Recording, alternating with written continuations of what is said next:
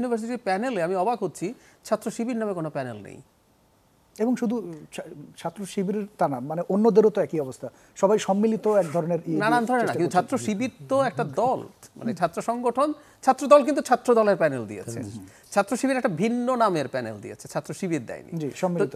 হ্যাঁ, তো আমি যে কথাটা এখন বলতে চাই, এটা আমি ছাত্র শিবির প্রকাশ্যে সঠিকভাবে রাজনীতি করুক, এবং এই রাজনীতির মাধ্যমে সে যদি জনগণের স্টুডেন্টদের আস্থা অর্জন করতে পারে সেটা করা উচিত। এবং আমি একসময় কোনো একটা অদ্ভুত কারণে, আমি জানি না খোকন ভাইরা ওই সময় ছিলেন সম্ভবত, বা তার আগেই সিদ্ধান্ত হয়েছে কিনা, সব ছাত্র সংগঠন একত্র হয়ে নাকি সিদ্ধান্ত নিয়েছিল ঢাকা ইউনিভার্সিটি বা জাহাঙ্গীরনগরে ছাত্র শিবির রাজনীতি করতে পারবে না। আমি এই জিনিসটাকে যৌক্তিক মনে করি না। ছাত্র শিবির যদি নিষিদ্ধ ছাত্র সংগঠন না হয়ে থাকে, তারা নিষিদ্ধ ছাত্র সংগঠন না, তাহলে তাদের রাজনীতি করার অধিকার আছে। আমি কিন্তু তাদের রাজনীতির যে মোড আছে, যেইভাবে তারা রাজনীতি করে, আমি মনে করি এই রাজনীতি তাদের জন্য ভালো কিছু হবে না, কিন্তু তারা মনে করছেন ভালো হবে।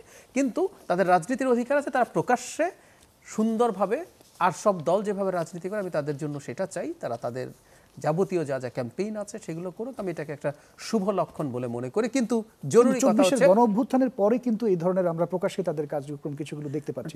আমরা এই কথা একটু বলে রাখতে হবে, একটা সময় শেখ হাসিনার সময় তাদের উপরে প্রচন্ড চাপ ছিল, এবং তাদের কৌশল এটা, ছাত্রদল ডিসাইড করেছে আমি ছাত্রদল হয়ে মার খেলে মার খাবো, আমি রাজনীতি করব। ছাত্র ইউনিয়ন সিদ্ধান্ত নিয়েছে, ফ্রন্ট সিদ্ধান্ত নিয়েছে, এনারা আবার ভিন্নভাবে নানানভাবে ছিলেন, ছাত্রলীগের ইভেন কমিটিতে ছিলেন বলে অভিযোগ আছে।